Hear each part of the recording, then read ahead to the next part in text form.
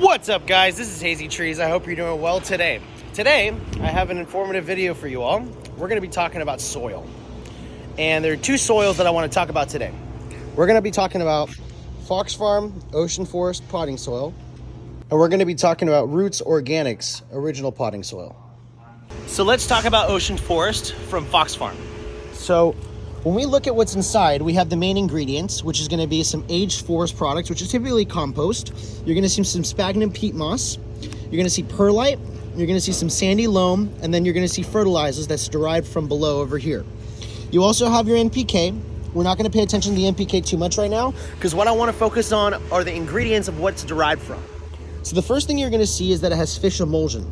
So fish emulsion basically is when they take the meat and the bones of the fish and they grind it up and they put it into the dirt. You can have two types of fish emulsion. You can use fresh fish that you actually bury into the dirt, which takes longer to break down, or you can take the fish emulsion that they have, which is basically grounded up and mixed into the dirt, whether it's wet or dry. Typically for this batch, it's made wet. Fish emulsion is going to contain two really important ingredients. It's going to contain a lot of nitrogen. It's going to contain a lot of phosphate. So because fish contains a lot of phosphate and it contains a lot of nitrogen, it's going to be great for helping with the early veg, and it's also going to be great for the flowering process. In addition, the next thing that they have is crab meal and shrimp meal. The crab meal and the shrimp meal are both going to contain high amounts of nitrogen and high amounts of phosphorus. What's really good about these things, though, is that they contain chitin. And chitin is going to be a compound that is used by mycelium to strengthen the root zone.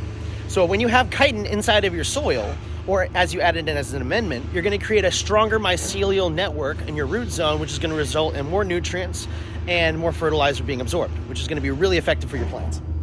The next one we're going to be looking at is earthworm castings. So earthworm castings are probably the best ingredient that you're going to have. Inside of earthworm castings, you're going to contain a lot of NPK of all kind. You're going to have nitrogen, phosphorus, potassium in equal amounts. But the best thing about earthworm castings, which is also known as black gold, farmer's black gold, is that it contains a bunch of microbials. So by having a bunch of bacteria, a bunch of trichoderma, a little bit of fungi in there, mostly bacteria, you're going to be able to get a lot of nutrient breakdown, because those bacteria and fungi are going to eat all the organic compounds and break it down and make those exudates, which is their poop, available to the plant to absorb. So the earthworm castings is great. You're going to see that very commonly in most all soils is going to have earthworm castings, because everybody knows that earthworm castings are just the bomb when you're doing organic cultivation. The next ingredient we have is bat guano.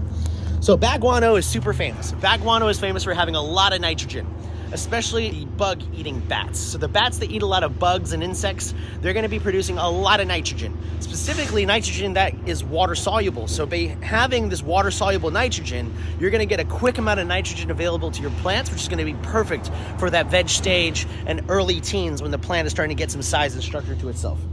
Finally, we have kelp meal, and kelp meal is going to be one of my favorites of all time. So kelp contains a little bit of phosphorus, a little bit of potassium, which is pretty nice.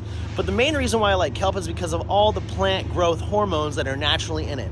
Specifically, cytokines, gibberellins. I'll figure out the rest for you, but I will let you know. I will remember and I will tell you. So by having the cytokines and gibberellins that are going to be inside the kelp meal, you're going to be able to allow for more plant growth hormones to be present in the soil, which is going to increase the branching of your plant.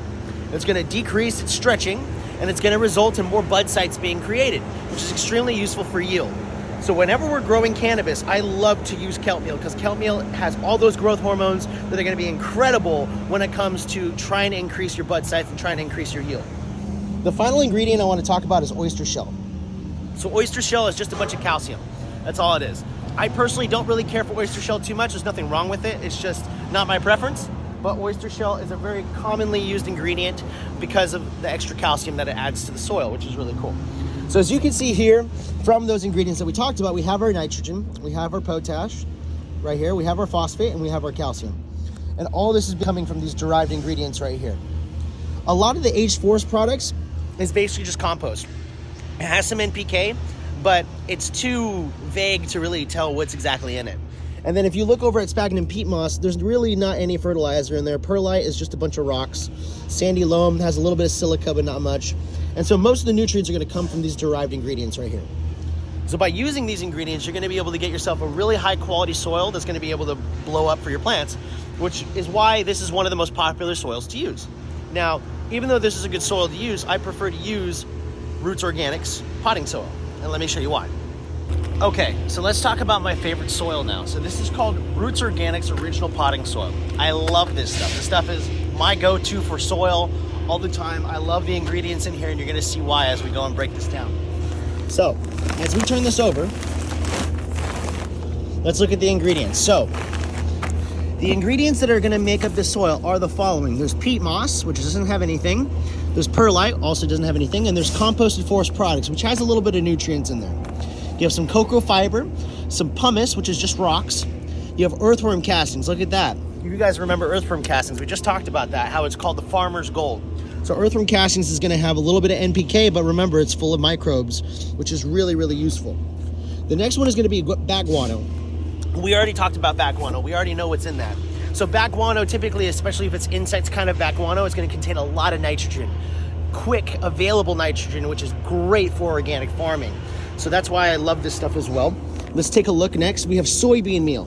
So soybean meal is really special. So soybean meal is basically grounded up soybeans, right? And what it does is it contains a lot of nitrogen, and it's a slow breakdown nitrogen. It's a nitrogen that's available, but it breaks down nice and slowly, and it's great. So that way you have the fast nitrogen from the bat guano, and then you have the slower breakdown of the soybean meal. Soybean meal also contains a lot of amino acids, and these amino acids are very important for helping to build strong cell walls. There's a particular amino acid called L-lysine. And lysine is very important because it helps to build the cell walls in plants to minimize the chances of powdery mildew. Okay, so this is very, very important information that I wanted to share with you guys. So soybean meal is great. I love using it in organic farming. If you're not using organics and you're doing salts, well then that's a different conversation for another time. The next one I want to talk about is fishbone meal. So fishbone meal. Fishbone meal, just like fish emulsion, right? But a little bit different. Fishbone meal is dried up fish bones that are grounded up, broken down, and so it gives a lot of phosphorus and a lot of calcium. And I love that because you're gonna get a great amount of phosphorus that's gonna be great for flowering, so that fishbone meal is really good for flower. And you're gonna get a lot of calcium, which is, as you guys have heard of CalMag, right? It's the 1/2 of the CalMag. So hopefully as we look through these ingredients, we're gonna find something that's gonna have a little bit more of that magnesium for us.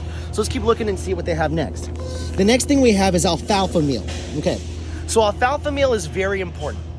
My two favorite ingredients to use for hormones that benefit plants is gonna be basically kelp and alfalfa meal. So kelp, I remember what it has. It has auxins, gibberellins, and cytokines. And then if you look at alfalfa meal contains a really nice hormone called tricantanol. Tricantanol just so happens to be very, very effective at creating more bud sites and more branching, especially in the rose family. And it just so happens that cannabis happens to be a relative of the rose family. And so when you add alfalfa meal to cannabis, you're gonna increase your yield dramatically, and you're also gonna increase your bud site development, and it's a great, great addition to use in your organic farming. So alfalfa meal is the bomb. I love this stuff. Let's keep going. Next is gonna be leonardite. Leonardite is gonna have some micronutrients in it, some minerals. You're gonna have volcanic rock dust. So the volcanic rock dust is going to also contain some minerals, but nothing too crazy in terms of NPK. We're just looking at micronutrients right now. Then look at that, we have some kelp meal again. So like I said before, right? We're getting those auxins, we're getting those gibberellins, we're getting those cytokines. Combine that with the alfalfa meal, now we're getting our tricantanol. Right now you have a powerhouse of plant growth hormones that are all natural, all organic, ready to go to help you get better yields, better root vigor, better branching, better buds on all your plants. If you use this on cannabis, it's gonna blow up. You use it on tomatoes, you're gonna see the same thing. Peppers, you name it. It's my favorite. I love it. I use the shit out of it, okay? Finally is green sand. So the green sand is really special out of this. It's gonna basically have a lot of silica. And so by having that silica in there, you're gonna be able to add some nice, strong stem development to those plants, and it's gonna allow for those sturdier stalks to hold heavier, denser buds, which is gonna result in better yields, and also hardiness, which is really good. Now, as we go through this, we can see some more. They actually have mycorrhizal fungi that is going to be inside of this. I'm not very familiar with this or that, but what I do know is the Rhizophagus intraradices, one of the most popular mycorrhizal fungi used for cannabis and tomatoes. It's really good and effective at building a strong root system and a strong mycelial network. It is 100% organic. It is organic input material from the CDFA, and some of my favorites to use. So if you guys are using any organic potting soil, I would recommend Roots Organics Original Potting Soil. If you don't care about it being organic, you just want to grow some good soil, you want to grow in some good soil, you can use Foxfarm Ocean Forest. This is not organic, and the reason why is because they are known for using nitrate salt fertilizers into their soil. And that's actually one of the reasons why they say you don't want to put plants directly into ocean forest too quick when they're young, just because you have a lot of nitrogen that gets released really quickly, which could, burn your plants a little bit. Now, is it the worst thing in the world? No, it's not. But if I had to choose one or the other, I would choose this one all day, every day. I hope that was useful for you guys. Bye.